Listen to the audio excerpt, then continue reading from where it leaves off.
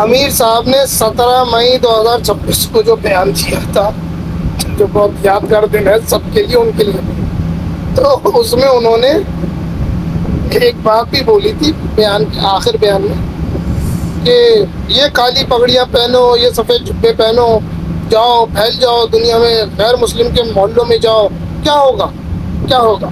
اللہ سے ملاقات ہوگی اور کیا ہوگا؟ ڈرو مت، مطلب حوصلہ افزائی کر رہے تھے کہ تمہیں ڈرنا نہیں ہے، حق کے لیے تمہیں ڈرنا نہیں ہے، دین کے کام کے لیے تمہیں ڈرنا نہیں ہے، گھبرانا نہیں ہے۔ تو اچھا لگتا ہمیں بھی اگر جس طریقے سے امیر صاحب نے 17 مئی کو بیان دیا، پھر 19 مئی کو انہوں نے یہ علماء کا جو ڈیلیگیشن آیا تھا ان کے سامنے اقرار کیا کہ ہاں ہمارا یہی عقیدہ ہے کہ آپ سب کافر ہیں۔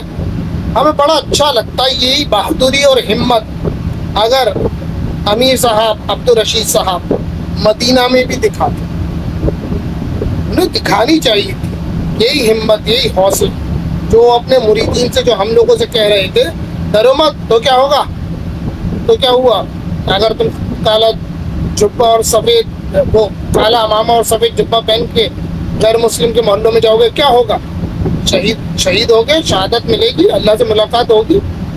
یہی کام اگر امیر صاحب مدینہ میں کر کے دکھاتے تھے نا، علماء اکرام کو یہ بول کے کہ ہاں میں ہی خلیفہ ہوں، میں ہی بادشاہ ہوں، میں ہی مسلمانوں کا نیا خلیفہ بنا دیا گیا ہوں خواب کے ذریعے، جاؤ محمد بن سلمان سے بولو یہاں آئے اور میرے ہاتھ پہ بیعت کرے۔ یہی چیز، یہی بہادری عبدالرشید صاحب کو مدینہ میں دکھا دی تھی۔ اگر وہ مدینہ میں یہی ہمت اور حوصلہ دکھا دیتے جو وہ ہمیں دکھانے کو کہہ رہے تھے، نوجوان لڑکوں کو، کسی کے بیٹے کو، کسی کے بھائی کو یہ حوصلہ دکھانے کو کہہ رہے تھے، وہ خود بھی دکھا دیتے مدینہ میں، تو ہمیں اچھا لگتا، ہمارا بھی جو جگتا کہ نہیں یار، دیکھو امیر صاحب نے کتنی بہادری کا کام کیا ہے مدینہ میں، محمد بن سلمان سے کہہ دیا آ میرے ہاتھ پہ آ کے بیعت کر۔ وہ بات الگ ہے کہ وہ بیعت نہیں ہوتی، کچھ اور ہی ہوتا، لیکن یہ ہے کہ ہم یہ آپ کے مریدین کم سے کم سینہ ٹھوک کے کہہ تو سکتے، جیسے عبداللہ بھائی نے مجھ سے بولا تھا کہ دیکھ لے امیر صاحب اپنی بات سے پیچھے نہیں ہٹے۔ جب علماء کا ڈیلیگیشن آیا نا تو وہ تو سب ہتھیار لے کے کھڑے ہوئے تھے، نہیں تو امیر صاحب ڈیبیٹ بھی کرتے، بحث بھی کرتے۔ امیر صاحب اپنی بات سے پیچھے نہیں ہٹے، انہوں نے بولا جی ہمارا یہی عقیدہ ہے کہ جو حضور کو میرا شیخ نہ مانے وہ کافر ہے۔